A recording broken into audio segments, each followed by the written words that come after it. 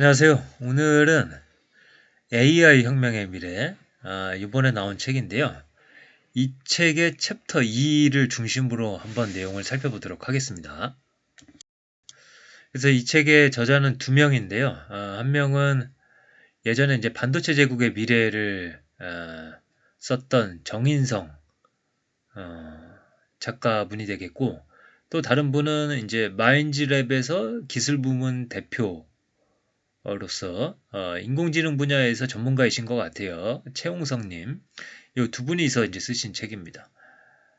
그래서 이제 책의 챕터를 보다 보면은 인공지능 반도체들 관련된 내용도 나오고, 그 다음에 인공지능 개발 능력이 높은 기업 뭐 등등 약간의 컨설팅적 관점이 많이 들어간 그런 챕터들도 보입니다. 오늘은 이 책의 전반적인 내용보다는 챕터 2에서 이제 인공지능 기술들에 대한 이야기를 하고 있는데 그 부분을 중점으로 한번 보도록 하겠습니다. 그래서 이제 이 책의 전반적으로 설명하고 있는 것은 그 인공신경망에 대해서 설명을 하고 있거든요. 그래서 인공신경망은 결국에 인간의 뇌를 이제 모방한 것이고 그와 관련된 이야기들이 나오고 있습니다. 감각 뉴런의 시각, 청각 등의 감각이 들어올 경우 각 뉴런은 자신과 연결된 뉴런들에게 신호를 보낸다. 신호의 세기가 너무 약할 경우 오른쪽으로 신호를 보내지 않고 특정 크기를 넘어선 신호가 발생해야만 옆 뉴런에게 신호를 전달하는 것이다. 각 뉴런의 역시값이 바뀌면 동일한 사진이 입력되더라도 활성화 뉴런의 종류가 바뀌고 활성화 강도도 달라지게 되어 최종 출력값이 변하게 된다. 즉 학습이라는 과정은 뉴런의 연결 형태와 역치값을 바꿈으로써 바람직한 출력값을 나오게 하는 것이다. 그래서 이제 저희가 예전에 살펴봤던 책들 인지과학, 뇌과학, 심리철학 관련된 책들을 보는 이유는 그 분야에 대한 관심도 물론 있겠지만은 한편으로는 인공지능에 대한 어떤 커다란 그 맥락에서 도움이 되지 않을까 싶어서 같이 읽고 있습니다.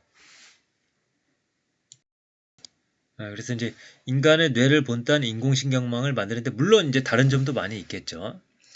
어쨌거나 그 컨셉을 이해하는 데 있어서 요 부분이 좀 이해하기 쉽게 설명하고 있다라고 생각이 되더라고요.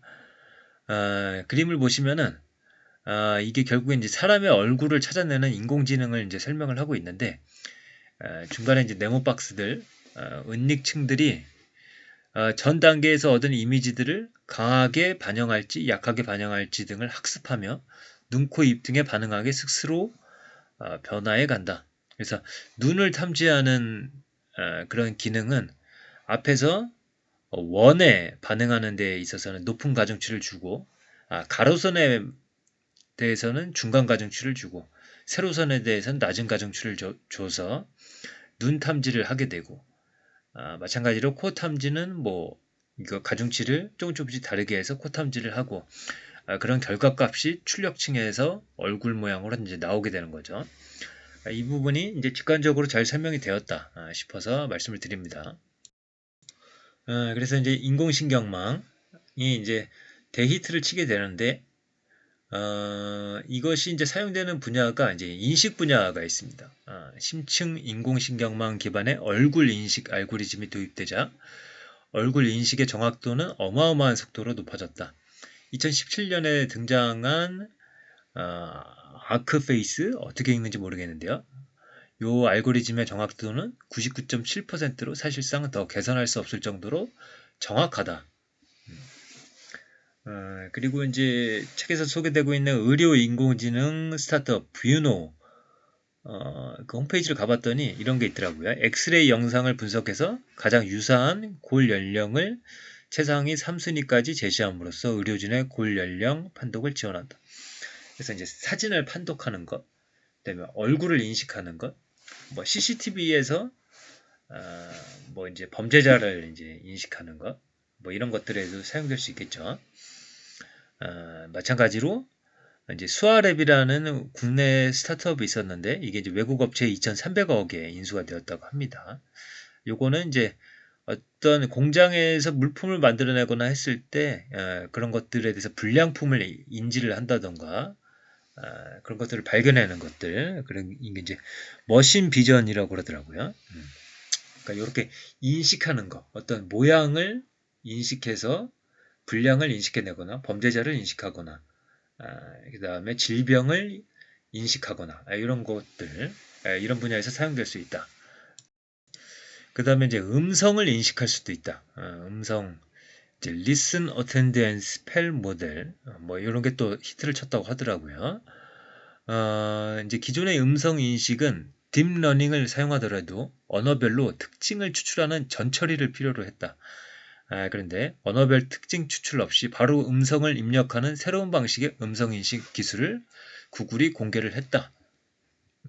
그래서 이제 어떤 한국어 관련된 음성 인식 기술을 개발하기 위해서는 기존에 그 특징을 추출하는 과정이 필요했고 한국어 전문가가 필요했었지만은 이제는 음성 인식을 개발하기 위해서 언어 전문가에 의존할 필요가 없었다. 그래서 이것도 이제 음성 인식 분야에서 이런 발전이 있었다. 그 다음에 이러한 인공신경망이 이제 생성 분야에서도 사용될 수 있다. 예를 들어서 GAN, Generative Adversarial Network. 이것은 두 인공신경망이 경쟁하는 형태의 독특한 인공신경망이다. 하나의 신경망이 가짜 얼굴을 계속 만들어내면은 다른 한쪽은 그게 진짜 사람인지 아닌지 구분하는 역할을 이제 맡는다고 합니다.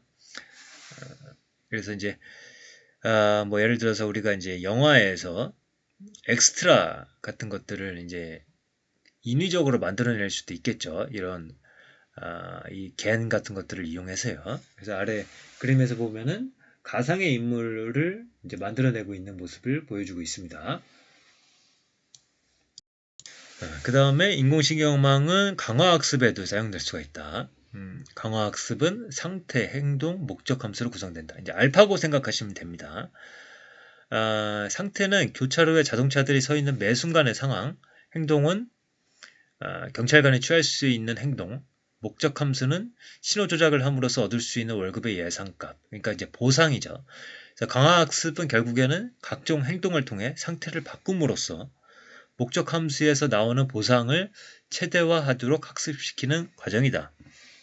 그래서 이제 알파고 시리즈를 보시면은 이제 이세돌 구단에게 승리했던 게 알파고 리였었고, 그 다음에 커제 구단에게 승리한 게 알파고 마스터, 그 다음에 이제 알파고 제로라는 것도 나왔는데, 요거 알파고 제로는 알파고 리의 100대 0, 알파고 마스터의 89대 11로 승리를 했다고 합니다. 그리고 이 알파고 제로의 경우에는 기존의 기보들에 대한 학습을 하지 않았다고 하죠. 그래서 강화 학습만으로 이제 그러한 단계에 도달을 했다. 그래서 이 인공신경망이 결국에는 어떤 사람의 얼굴을 인식하고 음성을 인식하고 그 다음에 어떤 모습을 생성하고 혹은 목소리를 생성하는 것.